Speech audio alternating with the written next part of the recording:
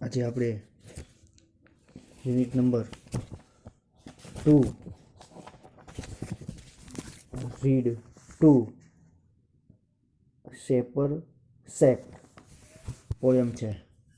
Unit number 1 unit number 2 read 1માં unforgettable Walt Disney જે આપણે ભણી ગયા. આજે unit number 2 read 2 shaper shaped ઘડનાર ઘડાઈ ગયો. શેપર એટલે ઘડનાર, બનાવનાર. શેપ એ ઘડાઈ ગયો, બની ગયો. ઘડનાર ઘડાઈ ગયો. આ પોયમમાં 4 સ્ટાન્જા છે.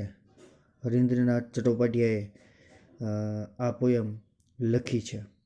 બહુ મસ્ત પોયમ છે. 4 સ્ટાન્જા છે.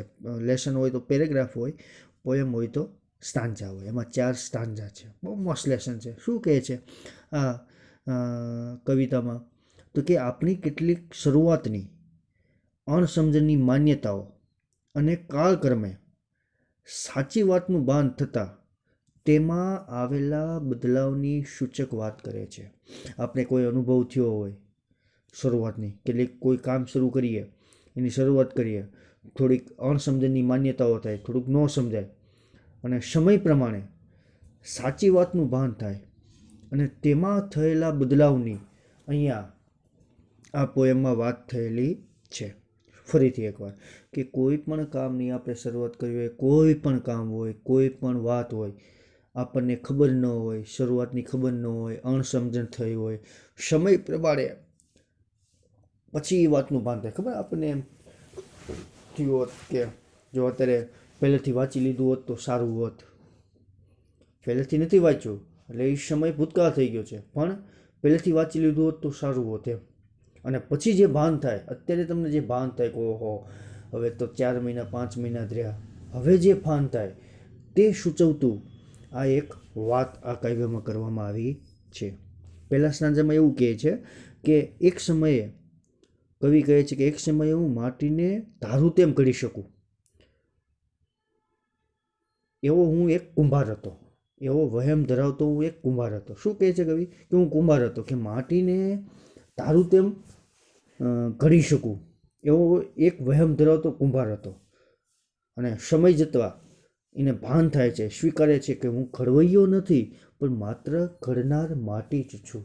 હું ઘડવૈયો નથી પણ ઘડાનાર માટી છું. ઘડાનાર માટી છું, માત્ર માટી છું. જેને હું ઘડતો હતો, હું ઘડવૈયો નથી, હું કુંભાર નથી પણ ઘડાનાર માટી છું. ભગવાન મને ઘડે છે, હું નથી ઘડતો. એટલે હું જે વસ્તુ કરતો હતો તે મારો વહેમ હતો કે હું કુંભાર છું. માટીને પાણી નાખીને મિક્સ કરીને, માટીને ગોતીને હું વ્યવસ્થિત તેને ભેગી કરીને અને મસ્ત ચાકડા ઉપર મસ્ત હું કોઈ પણ વાસણ, કોઈ પણ વસ્તુ તૈયાર કરી શકું. પણ પછી સમય જતાં મને સમજાણું, ભાન થઈ કે હું ઘડવૈયો નહોતો, હું કુંભાર ન હતો પણ ઘડનાર માટી જ છું. બીજા સ્ટાન્જામાં એવું કહે છે કે એક સમયે મારા શબ્દમાંથી માનવ મનને સ્પર્શી જનાર અગણિત ગીત રચી શકું છું. બીજા સ્ટાન્જામાં શું કહે છે કે ભૂતકાળમાં એવું કહે છે કે મારા શબ્દ ની કલમમાંથી હું માનવ મનને સ્પર્શી જાય એવા અગણિત ગીત, કાવ્ય હું રચી શકું છું. એવા નશામાં મહાલતા કવિએ નવું જ્ઞાન લાદતા, એને પછી ભાન કરતા, ભાન આવતા એને સ્વીકારવામાં મજબૂર થઈ ગયા કે હું ગીતનો રચનાર નહીં પરંતુ રચનાર ગીત પોતે જ છું. રચનાર ગીત પોતે જ છું. હું ગીત રચનાર નથી, ગીત લખનાર નથી. મારી પેનમાંથી અસંખ્ય ગીતો નીકળે છે, માનવ મનને સ્પર્શી જાય છે, પણ હું કવિ નથી પણ રચનાર ગીત છું. રચનાર એટલે મને કોક રચે છે, હું પોતે ગીત છું. હું ગીત રચનાર નથી પણ પોતે હું શું છું? ગીત છે. ત્રીજા સ્ટાન્જામાં એવું કહે છે કે હું સેંકડો યુદ્ધભૂમિમાં ઝળહળતી તલવારનું કારણ બને એવી તલવારો બનાવી શકું છું. હું યુદ્ધભૂમિમાં લડાઈ કરી શકે એવી ચળકળાટ બે બાજુથી અણીવાળી હું તલવાર બનાવી શકું છું. પણ પછી એવા અભિમાનમાં તલવારનો જે ઘડનાર ઈશ્વરના મૌનનો સાક્ષી બને છે ત્યારે માનવા લાગે છે કે હું તલવાર ઘડનાર હું નથી, હું તો ઘડાનાર તલવાર માત્ર છું. હું પોતે તલવાર છું, હું તલવાર ઘડનાર નથી, પણ હું પોતે તલવાર ઘડાનાર છું. ચોથા સ્ટાન્જામાં એવું કહે છે કે તે વિતેલા વર્ષોમાં હીરા મોતીના સપનામાં આળોટનારને ઈશ્વરના સાનિધ્યમાં એ વાત સમજાઈ ચૂકી છે. મારા સપના એ માત્ર સપના જ છે. સપના જોનાર માટે એમનું સાકાર થવું લગભગ અશક્ય છે. હું પેલા સ્વપ્નમાં જ રહેતો. કેમાં રહેતો હું? સ્વપ્નમાં જ રહેતો હું હંમેશા. એ મારી પાસે નીલમ હોય, મોતી હોય, બધો ઘમંડ ઉભરાતો. પણ પછી ભગવાનના ઘૂંટણે પડ્યો અને હું સ્વપ્નમાં રાચનાર મટી ગયો અને પોતે સ્વપ્ન બનવાનું મેં શીખી લીધું. જો પહેલા સ્ટાન્જામાં શું છે, હું કુંભાર હતો, ભાન થયું એટલે હું માટી બની ગયો. ઘડવૈયો નથી, ઘડાનાર માટી જ છું, હું પોતે માટી છું. બીજી સ્ટાન્જામાં એવું કહે છે કે હું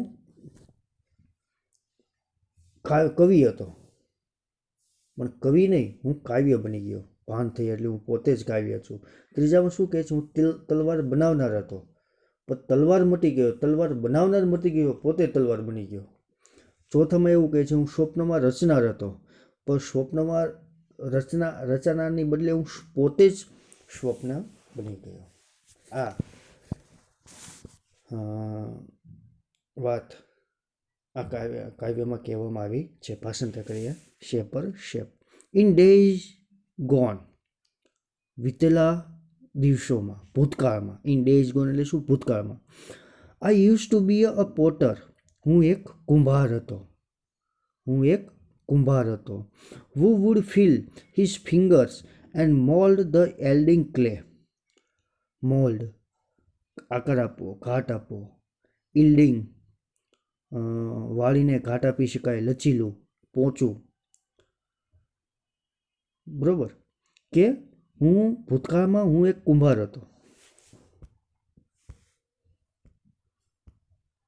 ભૂતકાળમાં હું એક કુંભાર હતો અને માનતો હતો કે મારી આંગળીઓ, હિઝ ફિંગર એટલે કવિની આંગળીઓ, મોલ્ડ આકાર આપતી, ધ એલ્ડિંગ ક્લે ચીકણી લચીલી માટીને,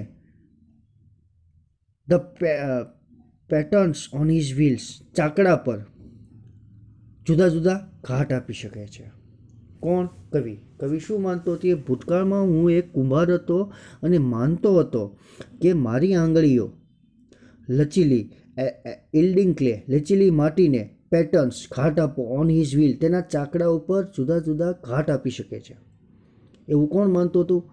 કવિ. શેમાં? ભૂતકાળમાં.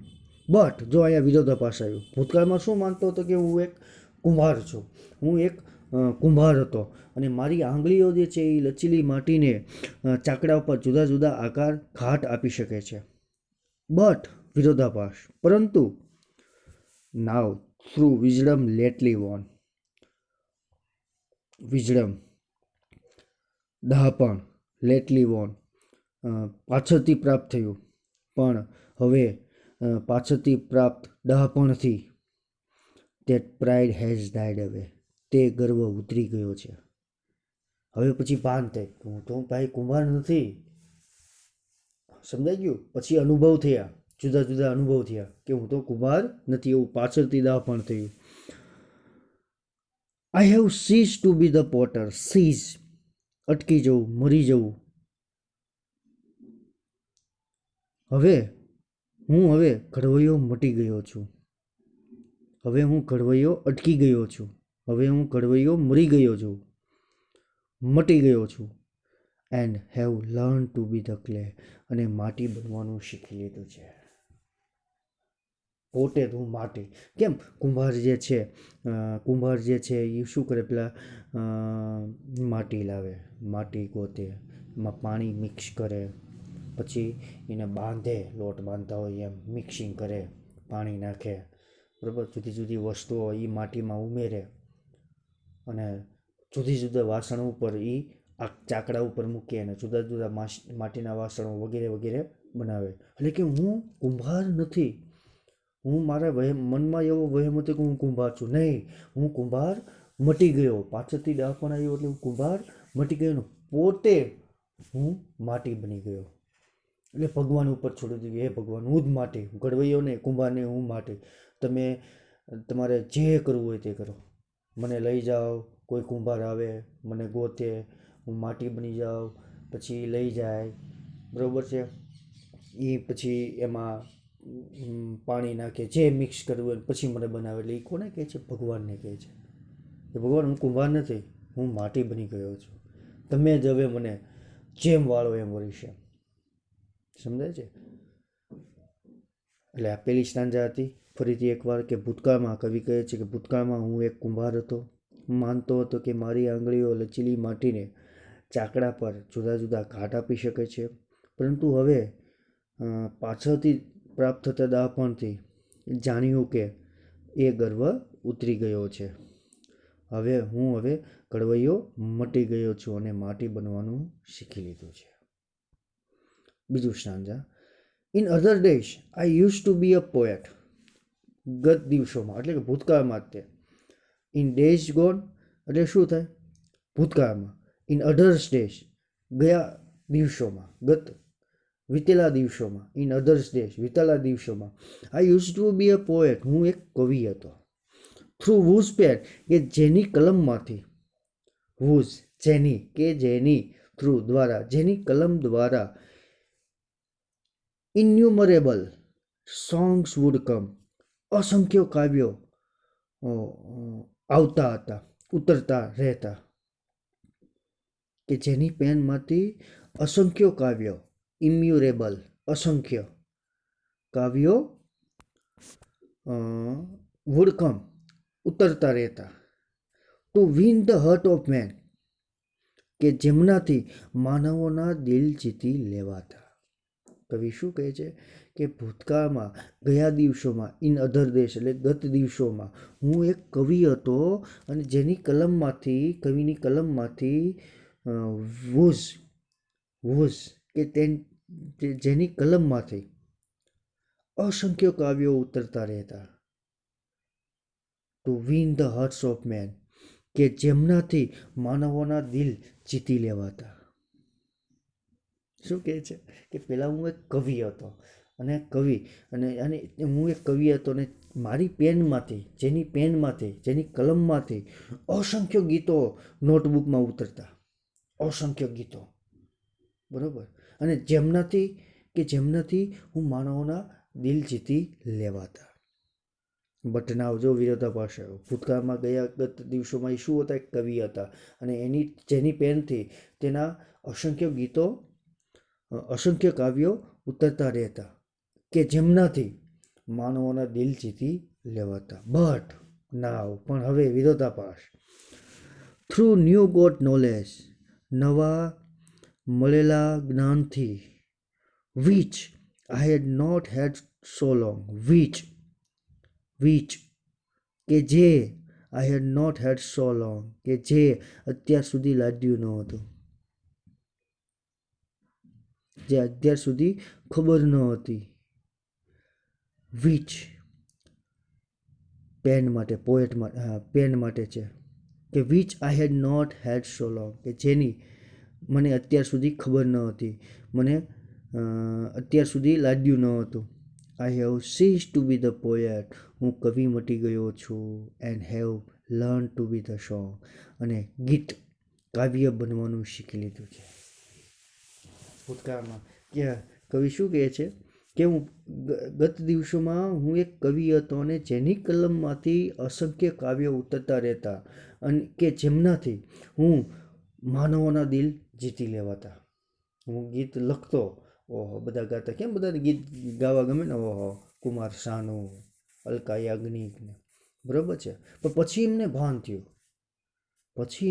થયું. શું થયું કે પછી જે જ્ઞાન આવ્યું અને કે જે અત્યાર સુધી જ્ઞાન મળ્યું ન હતું, પણ હવે નવા લાદેલા જ્ઞાનથી કે જે અત્યાર સુધી લાગ્યું ન હતું, હું કવિ મટી ગયો છું. હવે મને ખબર પડી કે હું તો કવિ નથી અને કાવ્ય બનવાનું શીખી લીધું છે અને હું એક ગીત બનવાનું શીખી ગયો છું. મસ્ત પોયમ છે. ત્રીજી સ્ટાન્ઝા છે. I was a fashioner of sword. Fashioner, ઘડનાર. હું તલવાર ગણનાર હતો. In days that now are gone. હવે એ દિવસો જતા રહ્યા છે. હું એક સમયે તલવાર ગણનાર હતો. In days that now are gone. તે દિવસો હવે જતા રહ્યા છે. Which on the 100 battlefield. Which તલવાર માટે વપરાયેલો છે. વિચ તલવાર માટે, કે જે તલવાર સેંકડો યુદ્ધભૂમિ પર glitter, gleam and shone. Glitter ચમકવું, ચળકવું, ગ્લીમ ઝબકવું, શોન ચમકવું, આ બધા ગ્લિટર, ગ્લીમ અને શોન જે છે એ બધા છે ને સિનોનિમ્સ છે એકબીજાના. Glitter, gleam, shone. હું તલવારનો ઘડનાર હતો. ઘડનાર, ફેશનર, ઘડનાર. તે દિવસો હવે જતા રહ્યા છે, પસાર થઈ ગયા છે. જે તલવારો, વીચ એટલે તલવાર, જે તલવારો હજારો યુદ્ધભૂમિ પર ગ્લિટર, ગ્લીમ એન્ડ શોન, ઝબકતી, ચમકતી, ઝબકે છે, ચમકે છે, એટલે વિજય પ્રાપ્તિનું સાધન બને છે. હું શું હતો એક સમયે? હું તલવારનો ઘડનાર હતો. તલવાર બનાવતો. કેવું યુદ્ધભૂમિમાં જો બે બાજુ તલવાર હોય, બે બાજુ અણીવાળી હોય, પ્લસ ચમકતી હોય, સૂર્યનો પ્રકાશ ઉપર પડે ને તો ચમકતી હોય. સમજાય છે? અત્યારે તો બંદૂક આવીને એવું બધું આવ્યું, છુપાઈને મારે. એ વખતે એવું નહોતું. તલવાર ઘડનાર હતો. આમ ચમકતી હોય, લીચ્છી, આમ અણીવાળી, અડ્યા નથી કે ગયા નથી, કપાણા નથી, બે બાજુ અણીવાળી હોય. તમે જોતા રહેશો. બરાબર. એટલે કહે છે હું એક તલવાર ઘડનાર હતો. તે દિવસો હવે જતા રહ્યા છે.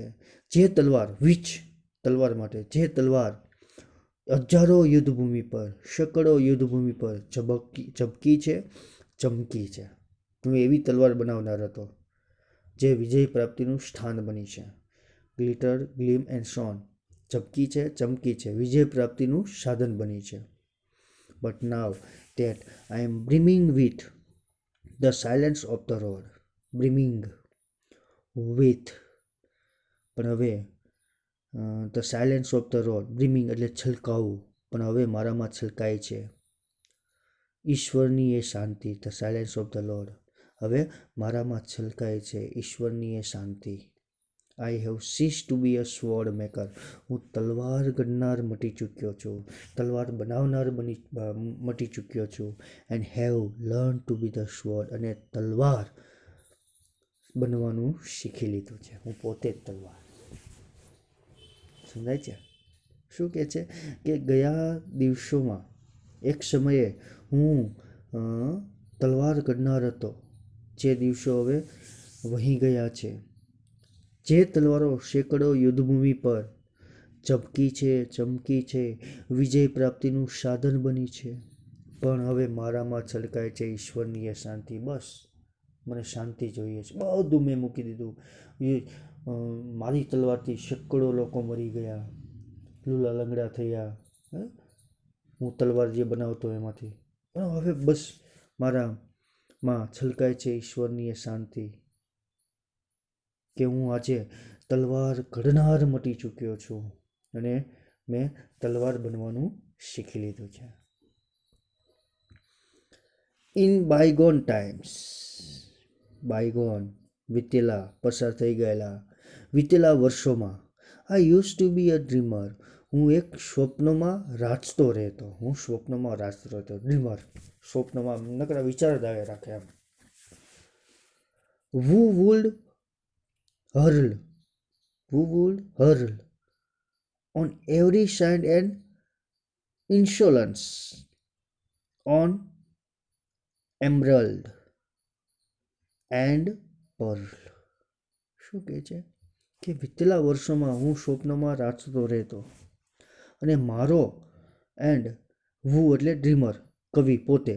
વુ વીતેલા વર્ષોમાં હું સ્વપ્નમાં રાચતો રહેતો અને મારો પેલા નીલમ એમરાલ્ડ પર્લ નીલમ અને મોતીઓના માલિક